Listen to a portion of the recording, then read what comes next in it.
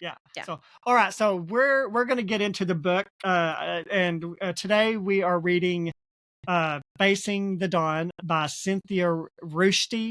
Now, I don't know if I'm pronouncing that right. It's Ruchti. Welcome to the Bookish Introverts podcast. Join host Amazon bestselling author Brett Nelson and avid reader Melanie Dyer as they dive in to review books they've read, then chat with the amazing authors behind them. Quiet minds, big bookshelves. You don't want to miss it. So this was my first time to read this author. Mine as well. So do you want to give us a little bio on her, and then Sure. we'll kind of move into the book? Yeah, I'd love to. Yeah. So Cynthia Ruchti tells stories of hope through her novels, novellas, devotions, and nonfiction, and through speaking for women's events and retreats, and writers' conferences and workshops. She's written 43 books to date and draws from 33 years of experience writing and producing the 15-minute daily radio broadcast, The Heartbeat of the Home. She currently serves as senior literary agent for Books and Such Literary Management. Her books have received recognition from RT Reviewers' Choice Book of the Year, PW Starred Reviews, Selah Awards, Christian Retailing's Best Awards, Golden Scroll Awards and Novel of the Year, Reader's Choice Awards, the Carroll Award, 2 Christie finalists, and more. For 12 years, she served as professional relations liaison for American Christian fiction writers and is a part of the worship team at her church. She and her husband live in the heart of Wisconsin, not far from their 3 children and 7 grandchildren. Wow. So she's got a busy life going on. She's busy life. Got a busy life. Doing a lot of writing. Yeah. I did contact her to see if we could get her on. I would love to have talked to her about I this would have book. too. And unfortunately, I totally understand as an author myself. Sometimes you're in the middle of stuff, Absolutely. and so she wasn't able to join us, but maybe we'll keep her in mind for a future one. Yeah. So what'd you think about the book, just overall? Then we'll get into the nuts and bolts of it. I really enjoyed the book. I will tell you 2 or 3 chapters and I was not sure. Yeah. At that point, because I was just like, this is a lot. Yes. It's a very it's heavy from book. the get-go. Yes. And maybe I felt that way because as a mom, a lot of the book is centered on what she deals with as a mom. Yes, which is why I'm so glad you and I read this book together, because I'm like, okay, I'm not a parent, I don't have kids, so I'm like, this is a good book to read with a parent.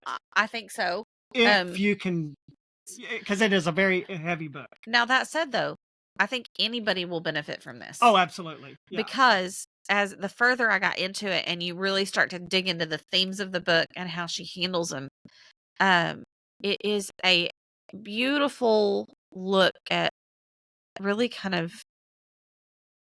a beautiful way through grief, I guess. Yes.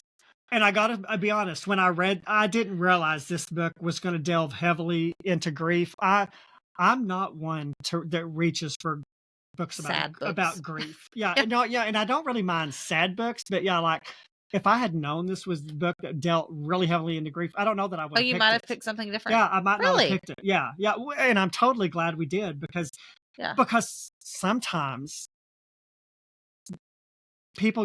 sometimes authors get a little overdramatic. Sure. With all the grief. But I don't think she did. She didn't. Well, and she counterbalanced it. There was a lot of humor in the book. And I think that's what I liked about it. A lot of humor. I appreciated the sarcasm from a few of the characters. Like, just some perfectly timed, which I have friends in my life that are that person for me. Like, I'll be spinning out because I'm an emotional person. I tend to just, I operate on feel probably more than I should. Something the Lord and I are working on. But I have those friends in my life that are like, when I need them, just those perfect little quips.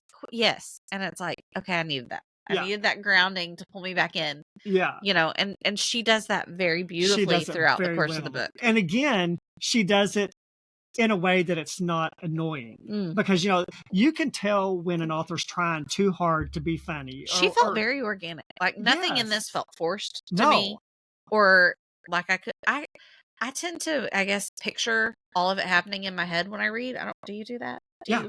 Okay. Yeah. Because I have friends that read and don't. Really? I can't imagine reading a book. It's almost like watching a movie in your mind. In your head. Yeah. Absolutely. I can totally envision it. And this is one reason why in books, I don't really like it when authors tell you everything about the character. Like I'm okay if they don't tell you what color hair the author has or the character has or what color eyes they have. Because then I get to, but I'm the kind of reader. Do you ever get a picture in your mind, even if the author has described it, like if they may describe the characters having brown hair, but if in my mind they have red hair, they have red hair. 100%. Yeah. Yes. So in my own books, I don't often. And I don't tend to get hung up on that. Like, a big thing now is like if a book really takes off, they're going to make it into a movie. Exactly. They're just going to. Yeah. Which I know you've got one on option. I've got one on option. That's pretty cool. A Christmas to Live For. Yeah. So cool. Chances are it'll never happen, but it is still cool. Option. Yeah. Still so cool. Yeah.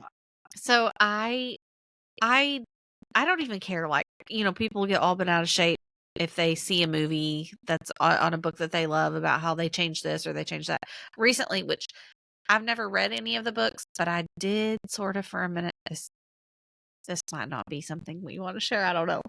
The Witcher. Did you watch any of that on Netflix? No. Okay. It's very out there.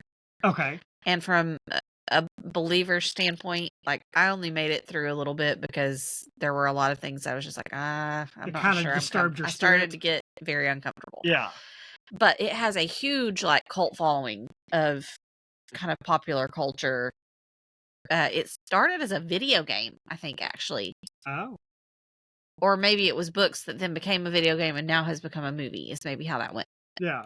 And Henry Cavill is the lead, played the lead in the initial. I don't think I've even heard of that. I need to check it out. So it's intense. And that guy has a very specific look as described in the books and as described, and like even in the video games. And so like people were extremely perturbed with any changes that were made. Like, and I only kind of fell into it because I was seeing all these things people posting about, like, I can't believe they made so and so look such and such way, and like really getting mad about it. Yeah, I'm not that way. Oh, me either. Like, okay, so what? Take some creative liberty and move on. Exactly. It takes a lot for a book to anger me, and some people get very angry at books. You know what? There's only been one series that I read that I got so mad at how it ended. I actually threw the book across the room. Really? What was that? The Divergent series. It's a young adult series. Mm-hmm. I've read some of those books. Yeah. When I got to the end of it, I'm not even kidding. I was so mad at how it ended. I threw the book across the room, and I was like, I'm so mad. I was so upset because it just didn't end the way I wanted it to. Veronica Roth, we may need to have you on so she can get this out. I tell you, and it's been a long time, but I was so invested, and it wasn't even that it was bad. It was just not what I wanted as the reader. Do you know what I'm saying? Yes. Like, had it been me, I would have given it something else. It was totally plausible, 100% made sense, but I was so angry. It just wasn't what you wanted. It was just not what I wanted. Yeah. And I had to put them away for a minute. I did. I'm so sad. That's so funny. Yeah. Anyway, back to this one. I picture it in my head, and none of the scenarios in this book, none of the conversations, they were all things that I felt very they felt organic, real. Yes. These are conversations I could imagine having myself were I in that situation. Yeah. All right. Well, let's go into it, and we're going to hit some of the highlights of it. And again, Melanie and I have very specific roles in the podcast. Melanie tends to tell us all about the book. Take it and run. Yeah, and then I kind of interject, and we have different strengths in the podcast because she's very good at talking about books. I'm not. I'm good at more interjecting and sort of correlating. And that's not really her strength. So we just really work well together. So y'all will have to jump in if at any point. Yes. I want you to feel free to take part in this as well. Don't let me monopolize the conversation. Sorry, is what I'm saying. My husband. So, no, that's all right. Go ahead. Do we need to pause? No, we're good. Okay. All right. So when the book starts, we meet Mara Jacobs. Yes. She's a mother. She's got 3 kids. Mm-hmm. She's a husband. And she's in the principal's office, and she has been banned from bringing snacks to school. Man. Which was my first clue that there's going to be some humor in this book, because she brought Rice Krispie treats dipped in chocolate Peanuts. sprinkled with peanuts. Let me tell you what, as a homeschool mom, we do a co-op. We do a homeschool co-op. So on Fridays for 8 weeks in the fall and 8 weeks in the spring, we go to co-op and have classes with other kids. So which brings socialization. Yeah. And that is absolutely something we have. Like, we are a nut-free. Our co-op is nut-free. Okay. All nuts. Okay, and that's one point I wanted to hit on this. Go ahead and finish that. Because there are apparently so many kids with allergies now. Now, thankfully, none of my kids deal with this. Although, truthfully, I am that mom that's like, I did not slow step my kids into trying foods. If they wanted to try it, they tried it, like, early. Yeah. Oh, we had to. Mom was like, you cannot say you don't like broccoli until you've tried it. That's right. And we have a 3-bite rule. Like, you have to eat 3 bites. You have to chew them up, swallow them 3 times. If you still hate it, okay, we'll move on. Yeah. But if it's even tolerable, you probably need to eat it. Exactly. Yeah. So, but yeah, that is totally a thing. So when I was reading that, I kind of giggled because I was like, bless her heart. That's a rookie mistake, man. You can't send nothing with nuts these days. And she got banned from bringing them. And that's one thing I wanted to talk about, because why are so many kids, like, if you've got a class of 30 kids, 10 of them is going to be allergic to nuts or gluten, or in our day. And maybe we had those allergies back in the day, we just didn't know it. But it just feels like more kids are allergic to more stuff than ever. Why? Okay, I think. Do you have a theory on that? This could totally lead us down a wormhole. I do have some theories, and I guess I'm a bit of a conspiracy theorist at this point. I think it has a lot to do with our food supply. It is not nearly as pure as it was 100 years ago. Agreed. It's not as pure as it was 50 years ago. No. There's all kinds of stuff in the soil. I think even things that are homegrown, because of the stuff that's in the rain, even in our atmosphere, like, things it's are raining down into our ground. Exactly. Yeah, ground supply. I think our food is just not as healthy as it was. Which all of that is a result of the fall. All of that is a result of sin. Exactly. The perfect world no longer exists that he created. Yeah. And it just keeps getting worse and worse. The closer we get to his return. The Lord. That's right.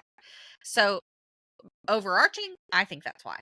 Yeah. But then also, I think in America especially, we eat such a processed, everything is processed. Like, things are not natural the way that they were meant to be. Yeah. And so I think we have a whole generation. And I'm world's worst. I'm a single guy. More times than not, I'll stop by Sonic or McDonald's instead of cooking. Yeah, but it's probably cheaper for you to do that than it is to buy all the things to make a meal. Exactly. Yeah. Truthfully. For sure. Yeah. So, I mean, I get it. If I didn't have to cook for 5 of us, if it were still just Cody and I, we'd probably eat out a lot more than we do. Sometimes Mama just didn't want to cook. But you have to. Listen. You got a lot of mouths to feed. Mama didn't want to cook last night, but I did. And God love them. They just got brats and fried potatoes. And your kids are getting old enough they don't have nibbly little diets anymore, I'm sure. Dude, the amounts of food that they consume, it's crazy, Brett. I'm not even kidding. I told Cody the other day we were going over our budget, and he's like, why are groceries so high? And I said, have you looked at our children lately? Like, Barrett grew 3 inches from August to December. How tall is he now? Almost as tall as me. He lacks like half an inch being as tall as me. Honestly, the last time I saw him, like, he was knee high. Yeah, no. He's in adult men's smalls. Wow. And wears like a size 8 men's shoe. Barrett, you need to slow it down. I'm telling you. He laid down, and he's 11, about to turn 12 next week. So he still has moments where he's like my boy. Yeah. And we actually had this conversation last night. We were talking to him about responsibility and some things that he's wanting to do, which are great. Like, he's big into hunting and fishing, which my dad loves. I was going to say, that's your dad. 100% my dad. Yeah. And Cody's her dad goes to, like, Canada and Africa. Right? Yes. Like, he doesn't just go across the mountain over here. He does that too. But yeah, he's a hunter, and he has definitely encouraged that love of hunting in Barrett 1,000%, and that's their thing together. So I'm so glad they have. That's nice. Yes, it's beautiful, especially since my dad has 5 daughters. He has 9 granddaughters and 1 grandson. He has a little bit of progesterone to bond to deal with. Yeah, so they are definitely a pair, 2 peas in a pod.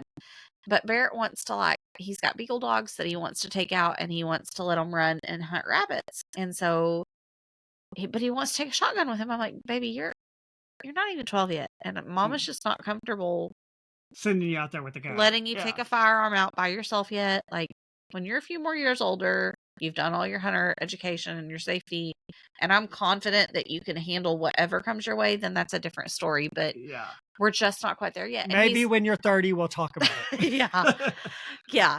But he wants to do those things because he is on the cusp of manhood. So all of that stuff's coming out in him. And we were having that conversation where I was like, bud, you're a young man now. And his little tears were just rolling. He said, I don't want to be a young man. I just want to be a boy. And I was like, tonight you want to be a boy, but tomorrow morning you're going to wake up and you're going to want to be back out there with that gun. Yeah. And so we're in that push-pull of that phase of parenting. In between. And I recognized a lot of those things in this book with her youngest son. As she's talking, like you hear her talking about her 12-year-old boy in this book. And we'll get into it. Yeah. But as we get there, I can't even imagine. Yeah. It's just unimaginable. Yeah. What she walks through as a mother and a wife. First as a wife and then as a mother. Yeah. So. Yeah. Well, and I kind of looked up this whole allergy thing because, and I found a doctor. I can't remember who she is now. I think her last name was Gupta or something like that. Oh, yeah. And a lot of because I was like, okay, I want to see if there's some sort of scientific reasoning for why. What does she say? And basically the same things. Oh, okay. One thing she said that I totally agree with, she said, the hygiene hypothesis. This theory suggests that reduced exposure to germs in modern society may lead to overactive immune systems that reacts more strongly to harmless allergens like food particles. Okay. And I think there's some truth to that because nowadays, especially since the era of COVID. The C word, COVID. I hate. Are we allowed to say that? I hate any mention of the word COVID. It's just a big bad memory for all of us. Yeah. But people drench themselves in sanitizer. Yeah, and I'm like, this is not good for us as a whole. No, we need germs. Yeah, and I know that sounds counter, but we need germs to be healthy to keep our immune system healthy. Have you seen this whole grounding movement where people you either walk outside barefooted on the ground or you go lay on the ground? Yeah. Okay, so and I'm guilty. I don't go outside a lot. Yeah. It's one of my goals for this new year. If I do, it's to go to the car and back. Exactly. Because there's so much going on. One of my goals for the new year, though, is to be more outside in nature with my kids. Now, my kids, though, they're outside all the time, and they are barefoot a lot of the time. And just by virtue of the life that we are blessed to live, we're by my in-laws. They have horses. My kids have horses. My husband has a horse. We have cows. We have animals. My kids are exposed from birth almost. Yeah.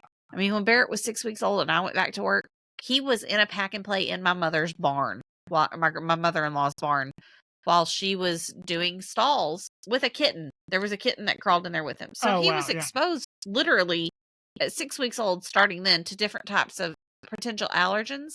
Mm-hmm. My kitten's still with a little bit of seasonal allergy junk. Oh, I do too, yeah. But no food allergies, thank the Lord, no things like that. And I think it's because we have allowed them exposure. To get dirty. Yeah, they literally will go out into the arena, dig a hole in the dirt, lay down and cover themselves in it. They call it dirt baths. Really? And they love it. They have so much fun. Yeah. Yeah, we hose them off in the wash rack because I'm not letting them come in the house like that. That's hilarious. They have to get in there where the horses get bathed and they get a bath. They get a bath. They get to see what it's like to be a horse. They do. That is hilarious. I think it has helped my kids not deal with a lot of those things. So. Yeah, well, and I think that makes so much sense on it. I did before I did all the research, I was like, okay, I think it does have to do with our food. And she said everything you said that was on her list, but I didn't think about that. I was like, that makes perfect sense because. Yeah, if you live in a vacuum. Yeah, you would be. And I think COVID. I mean, and just in general, I don't think kids get out like they used to. Yeah. Like when we were little, there's video games like we just talked about earlier. There's so many distractions. So much technology. And I think that may be part of the reason why kids and I don't want to overgeneralize, but I think that's why kids may be a little bit more sickly when it comes to allergies. Yeah, I agree. Because they're just so sheltered Mm-hmm. nowadays. So, and I mean, I have to make an effort. Like, it's on me to make that effort to make sure that we are getting out and doing things and seeing people and being around people. Yeah. Because they can't drive yet. Yeah. So I have to do those things. And I think we as parents sometimes forget that, like, it's our responsibility to make sure that they are exposed to things. Exactly. You know, Yeah. both like germs, but then just the world in general. In general. Yeah. You want to give them something to have memories on. Absolutely. So one day. Yeah. So anyway, so she's in the principal's office. She's getting in trouble. And see, and what I love too is, like, she was conscious of that. So she tried to provide another option with the fruit skewers, but she put pineapple on it, and that's also an allergen. Yeah. So it's like, you can't win for losing. You can't win for losing. Yeah. Yeah. Yeah. It's like, what do you feed these kids these Yes. days? You know, and it's so funny because her humor just shines through in this book. She's talking about her kids. She's in there talking to the principal. Yeah. And they're talking expulsion of one of her kids. And she goes, pick a kid, any kid. Chelsea caught making out behind the bleachers again. Yeah. Smoking behind the bleachers again. Pregnant behind the bleachers again. Oh my goodness. I know. And when I read that, I thought, oh my gosh, like, what are we about to get exactly into? So we like, okay, these are honoring Does kids. she have a grandbaby? Like, exactly. Yeah. Yes. Yeah. Which library funds to rival the national debt. Oh my gosh. I know. As a reader, I was like, oh, I can remember the days of, like, getting it in there on the very last day and be like, can I please renew this? Yeah. You know, so you don't have the fines. So you don't have the, yeah. Yeah. So there's so much to, like, that you can identify with. Yes. You know? But yeah, her, so they're talking about that. And another thing that kind of I thought funny, and you may, I don't know, your kids aren't old enough yet, but she said Dylan is only 3 credits from graduating in May, which means he would never move out. Yeah, ever. Okay, so I'm not super close to that yet, but this is a conversation we have with Barrett a lot of, like, he's like, are you kicking me out when I turn 18? And I'm like, no, like, I'm not kicking you out when you turn 18. Do I hope I've raised you to a point that you want to be independent at 18? Yes. Yeah. But also, their frontal lobes, like, I kept thinking about this. I guess when you become a parent, you start to read about things maybe that you wouldn't have before. Yeah. And so child development is something that's very interesting to me. But do you know that, like, a young man's frontal lobe is not fully developed until, like, early 20s? 23, 24, 25, somewhere around I didn't, but yeah, that makes total sense. Because, like, so that means, like, this part that's responsible for impulse control and, like, making decisions, it's not even fully formed at 18. Yeah. And we're supposed to just kick our kids out into the world and, like, when they're send them still on their making way? stupid decisions. Yes. And, like, they can't even help it. It's their brains. It's how God created us. You know, and that's why they always say girls are so much easier than boys. It's like, that's probably why. Well, yeah. I mean, I don't know. I wonder if that applies to girls too. I actually was doing particular research into boys, but now I'm going to have to look that up for girls too. And it may be. I mean, if it's that way for boys, why wouldn't it be for girls? It probably is the same. Yeah. They do tend to mature faster, though. I'll say that. Yeah. But yeah, I mean, I resonated as a mom with much of this book. I figured you would. Yeah. And I think at the end of the podcast, I kind of want to talk about, because this book probably hits you a lot differently than it does me because you are a parent. Sure. So I think your perspective on this, and we'll talk about it as we go through, because I do want to get your perspectives on certain things, because I just think it's going to hit you a lot differently than me. Yeah. Yeah. So and these are not rich people. They're just like us. No, these are middle class people that are just living paycheck to paycheck. Yeah. So she talks about having her part-time job at the cheese factory. At the cheese factory, yeah. Which, I mean, to me, I'm like, I love cheese. So I was like, oh, I mean, the free samples alone. Exactly. Work there just. She talks about that though, like how cheese. that's her lunch. Yeah. Like, today's lunch, she didn't have to unpack anything, so she's gonna hit her daily quota of cheese samples again. Exactly. I'm like, hey, I love that. Yeah. And she talks about going to work and parking in the employee of the month parking spot, because the whole employee lot is full. How many? That has happened to me. It's before. happened. Yeah. Yeah. Yeah. Yeah. And then what do you do? What do you do? Yeah. And she parks there because the employee of the month is not there yet. So she's like, so who's really the employee of the month when the employee of the month is late for work? It's not even here. Yeah. Yeah. So it's so like, it's not like, ha ha, outrageously funny, but just her humor is just so on spot and realistic. and realistic. Because Yeah, if it's we not aren't, forced. I mean, don't we do that? We have to find the humor in our day-to-day lives, Or you'll go crazy. or we'll go crazy. You'll go crazy. Yeah. Exactly. Yeah. My mom used to say, if I don't laugh about it, I'll cry about it. Yeah. And You may as well laugh about I it. didn't really understand that until I became a mom. And now I totally get it. And now you totally get it. Because You're it's like, like, there are now, days I either have to choose to laugh or I'm going to cry. and you can see all the things that we did to our parents. Growing up. The Yes. things that we put them through. I have called both of my parents on different occasions and been like, I'm so sorry. I'm so sorry for being the way that I was on whatever, about whatever thing. And they just Yeah. laugh. I told They're mom. so gracious. I told my mom one day. I said, because I was raised in church, just like Yeah. you. I mean, Yeah. I don't remember a time that I That you weren't there. that I wasn't in church. And I told mom one day. I said, you and Dad got really lucky when you had me. I was, I didn't put you through anything. She goes, okay, honey. She's like, you just keep thinking that. Yeah. And I was like, what did I ever do? I didn't get kicked out of school. Yeah. So she was like, oh, whatever you say, honey. Was straight out of drugs or, Exactly. Which is unfortunately something that this mom we learned in chapter 2 yes is dealing with. Like, she has a child, her oldest son, who has had a drug issue. Yes. And I can't imagine the agony of. Oh, I unfortunately have a bit of familial experience. Yeah, that's the way to put that with that. Thank you. I lost my word there. Melanie and I have to finish each other's sentences all the time. So. I feel better. Yeah. I totally lost my word, but yeah, I have had aunts and uncles and cousins, like, first cousins that have dealt with addiction. Mm-hmm. And so I've watched that happen over the years. Now, thankfully, no one in my immediate family has ever dealt with that, but it is so difficult. Yeah. Because, not only do you have just the normal stuff, because when you love people, you worry about them. Absolutely. Are they going to drive to work and make it home? Yeah. My cousin, I went to a funeral yesterday for my cousin on his way to work, had a car accident and didn't survive. I'm so sorry. It's just like we drive to work every single day. We drive to the grocery store every day. Yeah. We drive to church 3 days a week. Yeah. And you just take for granted that and so there's so many things that, and so like that you have to worry about, but then you have to tackle on top of that. Right. This person's on drugs. Yes. This person's drinking alcohol or whatever. Yeah. Yeah. And so as we move out of Mara in the principal's office, she's pulling up to home, after her day. Well, and we learned in the first chapter too that her husband is not in present. The home. Yes.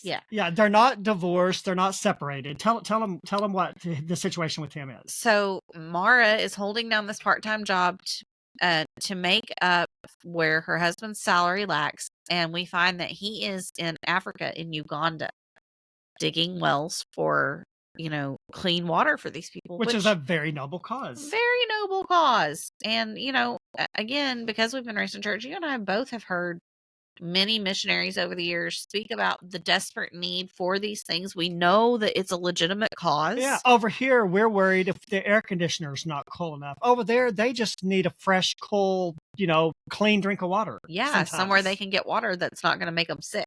Yeah. Yeah. So we find that her husband, Liam, he's overseas. He's digging wells for this company, Deep Wells Inc., and that, like,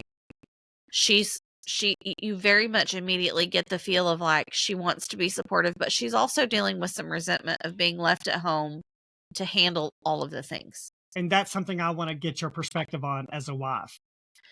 Heroic or selfish that the husband, because, he's got young kids at home. They're not a rich family, so they don't have a huge savings account. Right. Like, how do you how do you feel as a wife if your husband was pretty much exactly like she feels in the book? Yeah. Like, it's both. You don't want to diminish the good he's doing. Yeah. But it's both. You also want him at home. Exactly.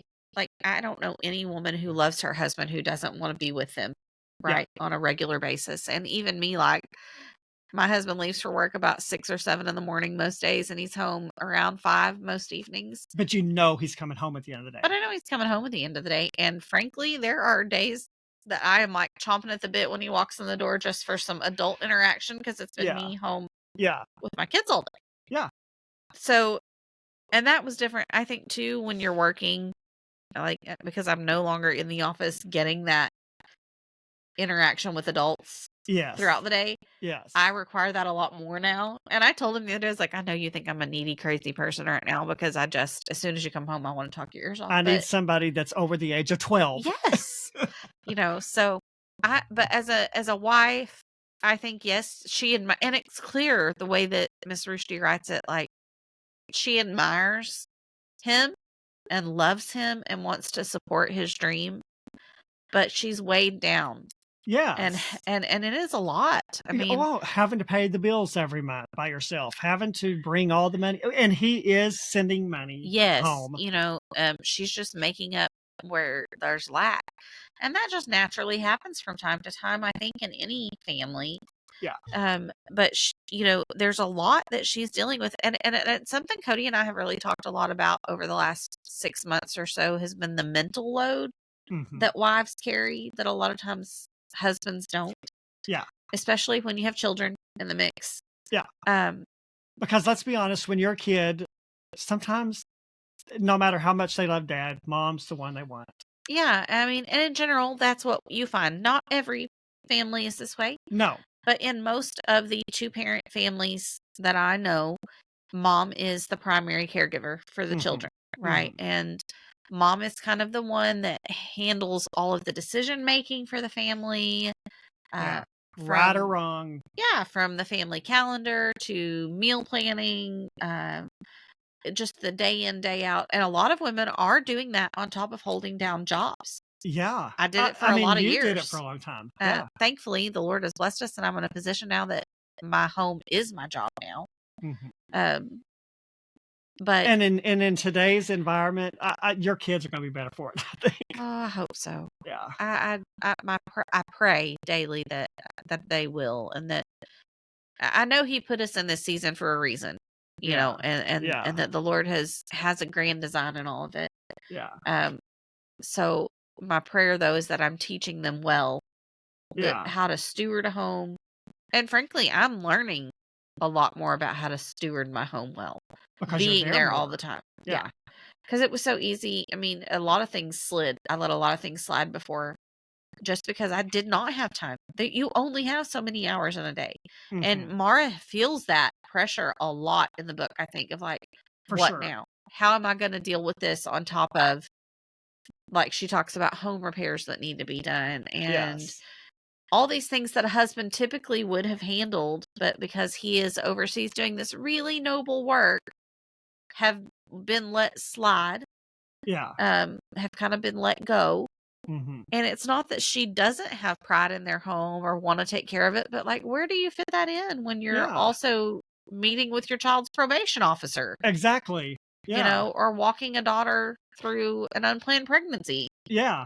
Or dealing with your kid that's got a drug problem. Yeah. So I think as a wife, I feel all of the things. I understood her. She made sense to me in that way. Yeah. Of like, your family dynamic may be a little bit different from hers, but the overarching theme of it was I understood. Understandable. Yeah, definitely. Because I think we all feel that pressure to make sure that, like, we're doing the things that need to be done, that I'm being the best wife to him that I can, that I'm being the best mom to my kids that I can, that I'm a good friend to my friends. Yeah. Still trying to have friendships outside of my nuclear family relationships. Yeah. It's a lot. It can be a lot. It's a lot. Just a lot of pressure. Yeah. Yeah. And I never dreamed in my entire life, I never dreamed I would grow up to be unmarried and without kids. You don't think that, right?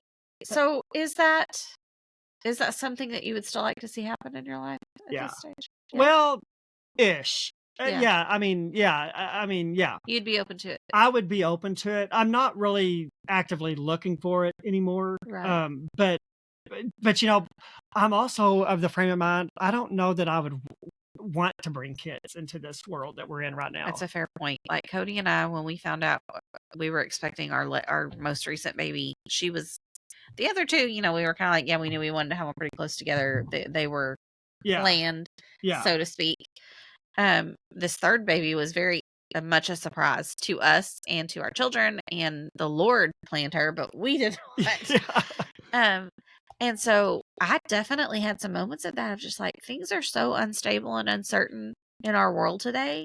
Yeah. I'm kind of afraid. And I've had this conversation a lot with other moms of like feeling, if we aren't careful to keep control of it, feeling fear for our children, for the world that they're growing up in. Yes. But the thing that we remind each other often is that God put our children here for a purpose, for this season and time. He knows. He knows. He has a plan that we don't always know about. He is omnipotent. He is all powerful. He is omniscient. He knows everything. Why should I ever doubt his all-knowing power? But sometimes in our humanity, we do. We were raised in church. We know, but sometimes we still do. We do still. And I think that's just part of being human. But it's one of the things that he has been building my faith in, is trusting him with my kids. And I felt like that was kind of a theme in this of like, she has to trust him. She has to come to a point. She got to the place where she knew it was beyond the constraints of her abilities as a parent. Yes. And she fully just had to turn her kids over to the Lord. Yeah. And I think as a parent, that's the best thing we can do. Oh, absolutely. Yeah. And so, your kids are never going to be in any better hands than mom and dad and God. So I totally understand what you mean about like having pause about if you do find that special someone, bringing a child into the world, because it's daunting. Things are just crazy out there. They are. They're just crazy. It's just nuts. Yeah. So I'm like, I'm not even actively looking anymore because at this point, I'm 52. But listen, y'all, great man right here. Some woman needs to snatch this up. Just saying. Taking applications. I'm going to vet them heavily. Thank you. You're welcome. You and Mama will have to be on the committee. There will be interviews. It will be an extensive process. So when we get to chapter 2, Mara pulls up to the house and there's an unexpected visitor. It is her son's probation officer.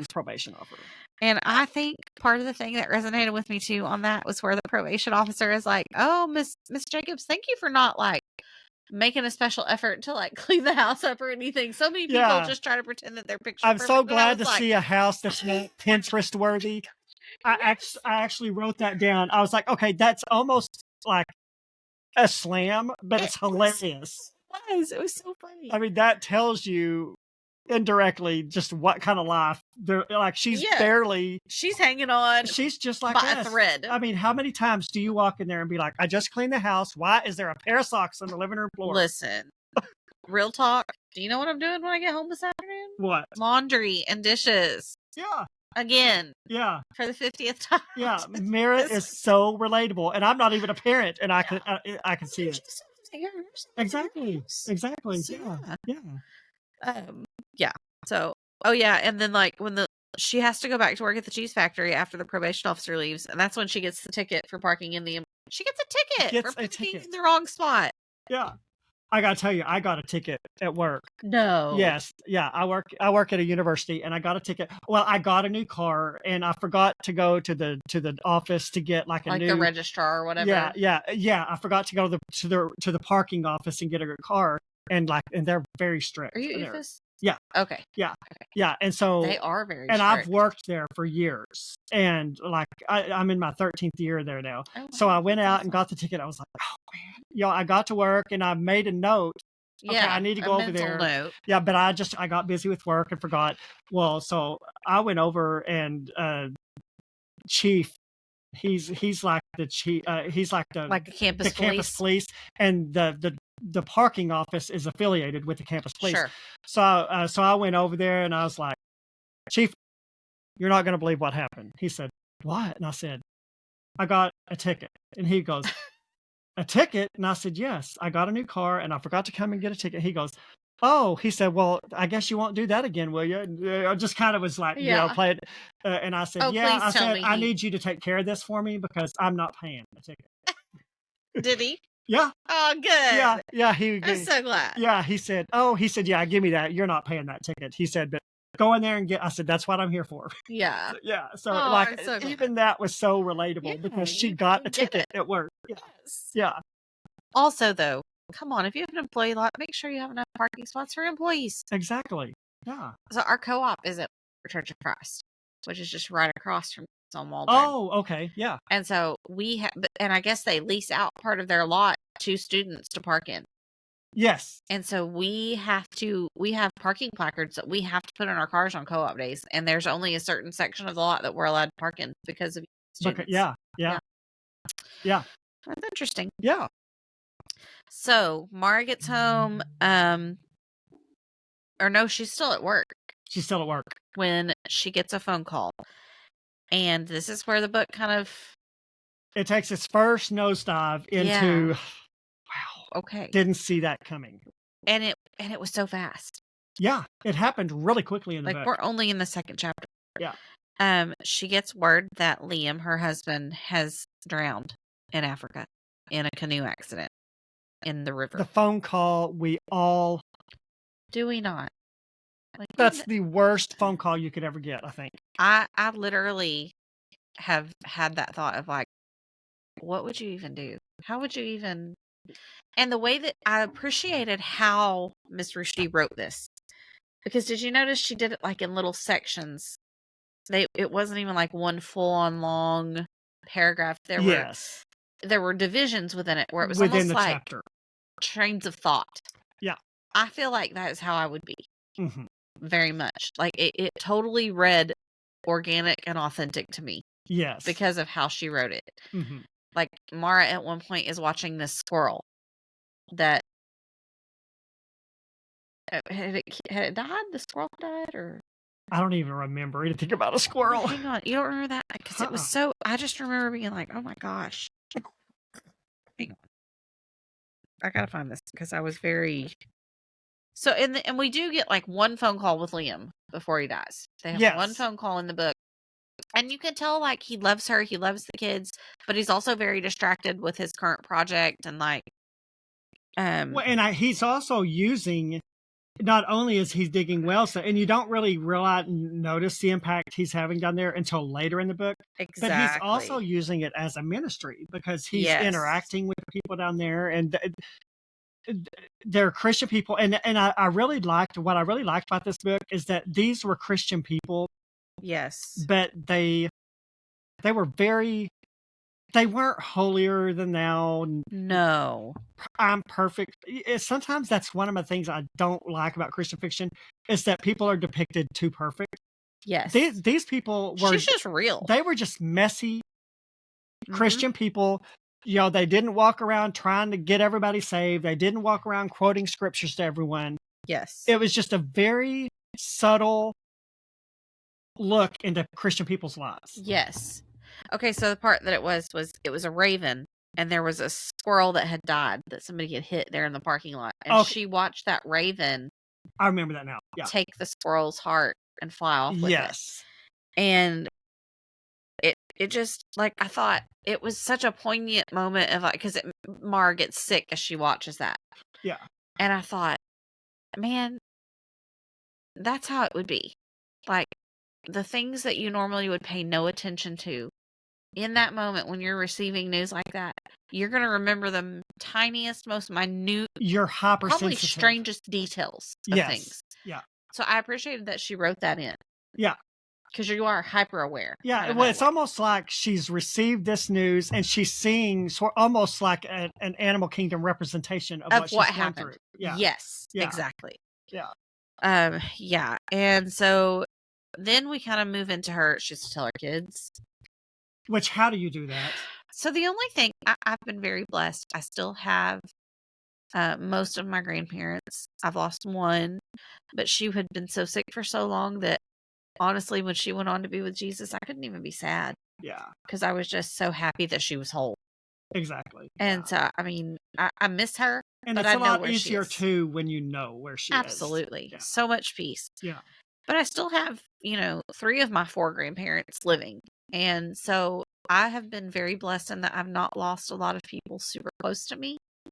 A few. Mm-hmm. So I know what grief feels like and how hard it is, but I've not lost a parent. Thank God I have my spouse, my children. But the only thing I can liken this to, they pulled him out of school, right? She goes and gets him out of school and brings him home to tell him. And so when my mom and dad split up, I will never forget the day we came home from school. When we got home, they pulled us into the dining room of the parsonage, which is where we lived at the time. Mm-hmm. And they had already ordered dinner in, which for us was kind of unusual because eating out was still kind of a luxury, a novelty, a luxury at that point. Yeah. It wasn't like it is now. When I was younger, like eating out was a big deal. Yeah, like we would go out and eat usually on Sundays after church. And a lot of times that was the only time we ate out. Yeah, I mean, we ate most of our meals at home growing up. Of course, we live in a smaller town where not as many back options. in the day, there weren't many options. Yeah. But they had ordered, I think it was KFC, and brought it home for us. And I was just like, what is going on? To walk in the door right after school, dinner to be on the table, making us sit in the dining room, which again, we ate at our bar a lot, just, coming and going, because we always had things going. Yeah, something was off.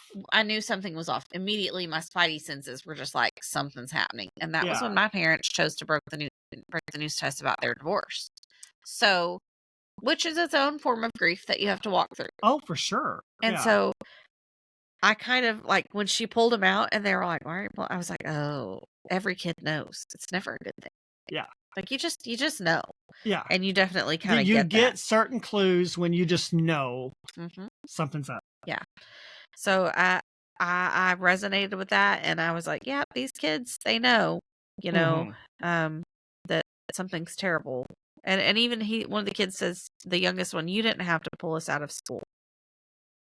And she's like, well, yeah, I do. And her older daughter's like, Jeremy, don't say that. And the mom he says, well, it was embarrassing getting called out of class.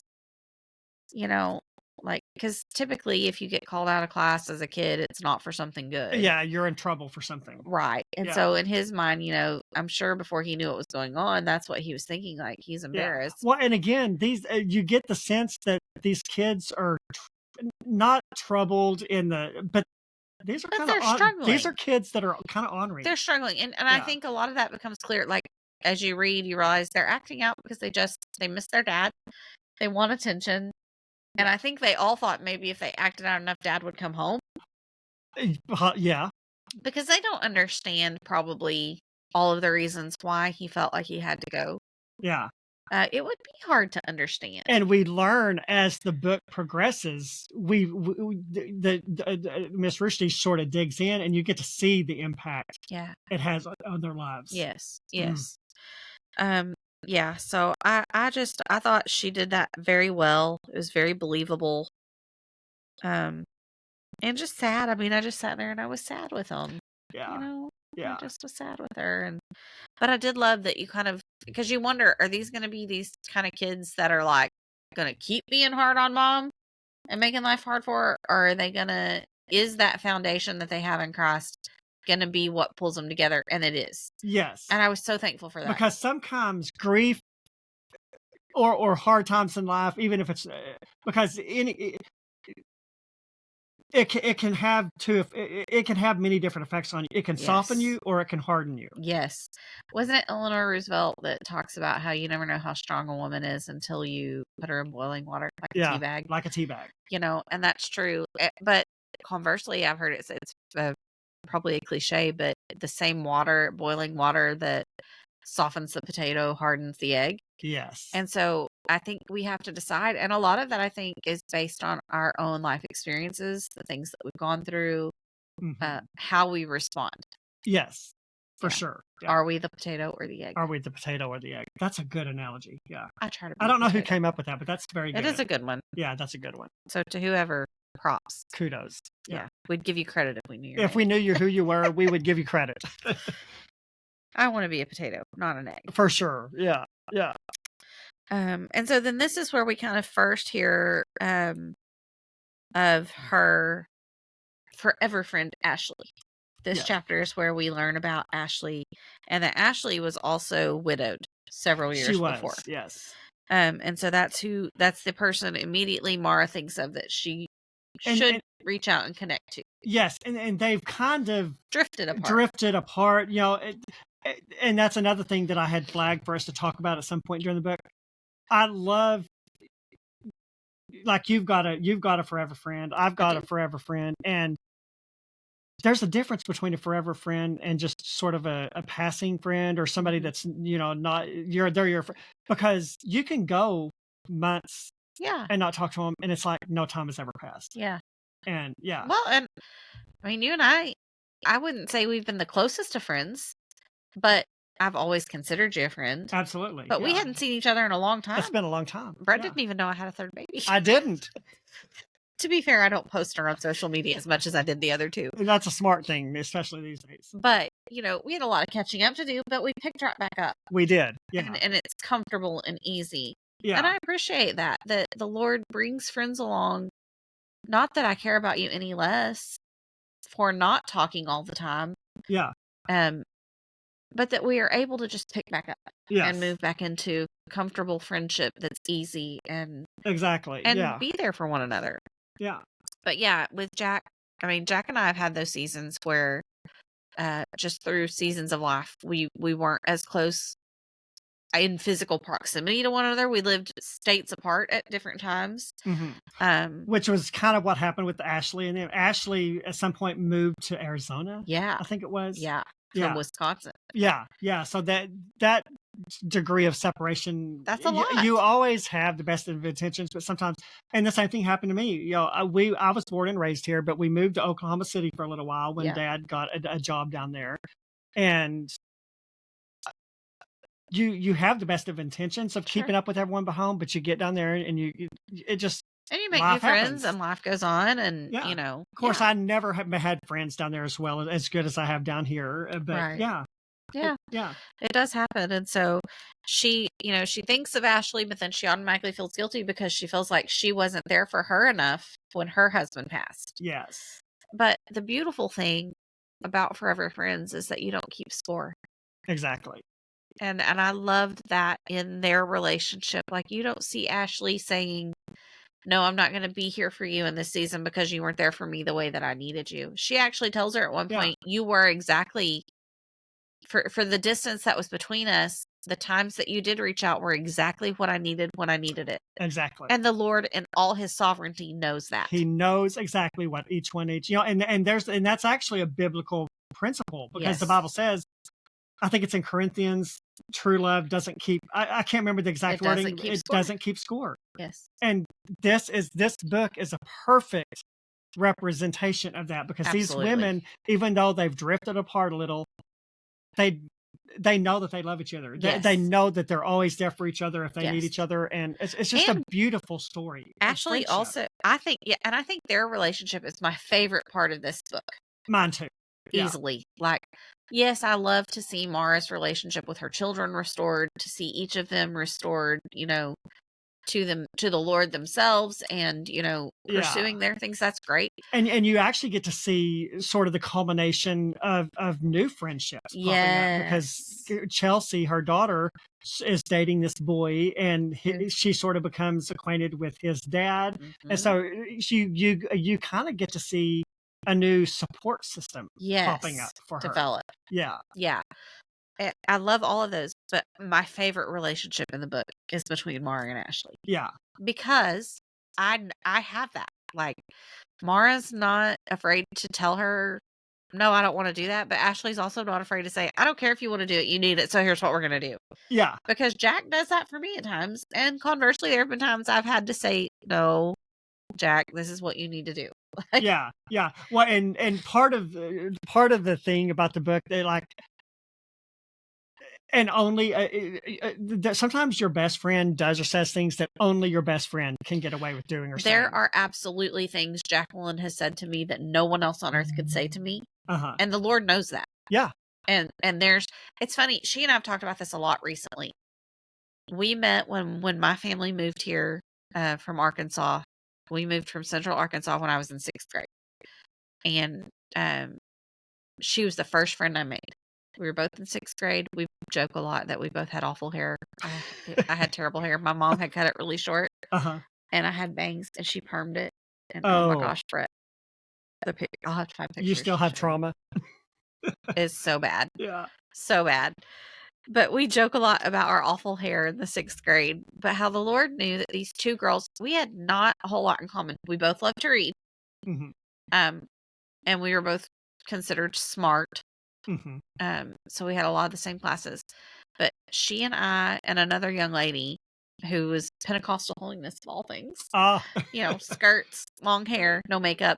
The 3 of us became inseparable and remained that way through most of our junior high and high school years.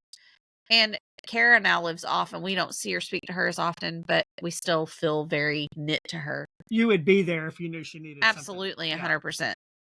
And when she does come home, she always texts, and we try to make it a point that the 3 of us see each other when we can. Yeah.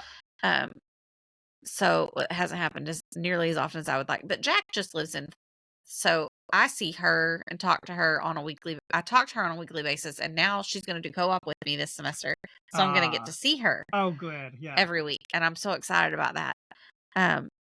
But she can say things to me now that no one else can because she has walked with me through nearly every season of my life. Mhm. And Jack knows me, other than my husband, she probably knows me better than anyone. Yeah. Even my sisters, because there are things that I have been able to share with her along the way that I couldn't even share with family. Yeah. You know what I'm saying? Oh, for sure. Yeah. There are certain things That's within the my beautiful marriage. thing about best friends. Sometimes there are things that you talk about that you don't necessarily talk about with your family. Absolutely. And I think that's healthy. Yes, because there are things that have happened in my marriage along the way that I can't talk about that with my family. I need my family to still love my husband after I'm done being mad at him. Exactly. Right? Yeah. So they don't need to know why I was mad. Yeah. Like, they don't even know that anything ever even happened. Because most of the time, the things I get mad about are stupid and petty. And Jack will be like, "You're being stupid and petty. Stop it." And you're like, okay. Shut it. But okay, I hear you. Yes. You know, or if it's a legitimate thing, she's walked with me through some things where she'll wise counsel, you know, we talked about friends encouraging you and lifting you up and making you better. She does those things for me. Yeah. And I see all of that in this with Mara and Ashley, and I loved it. Like, it resonated so much. The whole time I was reading it, I was thinking of Jack. And I told her that. I was like, Brett and I are reading this book together, and it's you and me. Yeah. Like, thankfully, this is not something we've walked through where we've had to navigate the death of one of our spouses. But should that day ever come, I would be there, and she would be there. Mm-hmm. There's no doubt. Like, there's just no doubt in my mind. Yeah. You know, our parents are aging. Her parents are actually like quite a bit older than mine, because my parents started having babies way too young.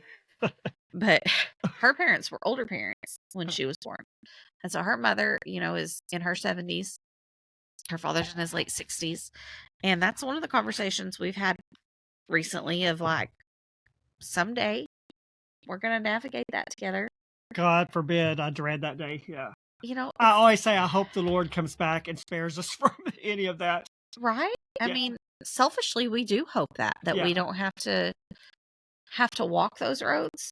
But thank God for the friends, the forever friends that are there to walk them with us. That are going to come running the minute they hear. Absolutely. Yeah. Yeah. And that's what we see. And I kind of thought I really did like the dynamic between them, because there were times when I think you're going to understand this. There were times when Ashley knew that Mara was in a rough place. And when you're in a place like that, sometimes you just want to crawl in bed and not get out. Mm-hmm. That's just, you don't want to get out and face the world. You don't want to do this. You don't want to do that. You want to roll in your self-pity or whatever you're feeling. Yeah. Ashley wouldn't let her. You know, she was like, we need to start walking every morning. Yes. I love that. She didn't want to do that, you know? And see, and I'm Mara. I'm like, I ain't walking nowhere, bro. Exactly. Like, if I'm running, it's because something's chasing me. Like, yeah. And Jack is very much like, she's all about physical movement, athletic. She's always been more athletic than me. Like, she has her black belt in something, taekwondo, I think. Yeah. That she got when we were in junior high. Like, she is that. Yeah. So I totally got it, because Mara's wanting to stay in bed and not doing it. And Ashley still shows up every day at 6:30. She knows she can't do that. Yeah. on her porch until Saul, the gentleman that they've become acquainted with, like, and this is hilarious. He's a former police officer, so he thinks that somebody's like stalking her. Yeah, because he sees her out there every day. morning. Yeah. And what she's doing is being a good friend, but he doesn't know that. So he thinks that, like, she's stalking the place. He thinks this is something bad, and so, like, all of a sudden grabs she gets her by the scruff of the, holds her up there like she's some kind of felon. Like, yeah. I thought that was so funny and hilarious. And again, it was another one of those subtle humors that she put in there. To lighten what was going on. And because the truth is, even in the midst of deep grief, humor still comes. It does. And happens along the way. And I think God does that on purpose so that you don't drown. Yeah. In the grief. Because it can be suffocating. It can. Oh, it so can. And she talks a lot about that. Like, you'll know one of the themes throughout the book that you notice is, like, she avoids water. She won't drink water. Yeah. Because Liam was digging wells. So she already has this vendetta against water. Because it took her husband away from her. Mm-hmm. And then he drowns. So it literally took him away. But then we find out, so there's all this red tape. She can't get his body back. They can't find him at first. Yes, they can't find him at first. And so here she is stuck in Wisconsin, in America, in the rural Midwest. And her husband's overseas in Uganda. They can't find his body. And then she finds out that her husband didn't take care of all the insurance. So there may not be insurance. So there's another layer of, what am I going to do? Because can you imagine? He went all the way over there to another country, and didn't make sure. Like, she went in there to look for their insurance stuff, and it was blank papers. My heart just fell. Yeah, like when I was reading that, and it's such a man thing she to do. finds them and they're unsigned, and I was just like, oh. And it's such a man thing to do because, as men, especially younger men, you think you're going to live. You think you've got 40 more years, 40, 50, 60 more years to live. Yeah. Yeah. And so she was in middle of a horrible, rude awakening. Thanks for joining us on the Bookish Introverts podcast, where together we explore the worlds within the pages. Until next time, stay bookish.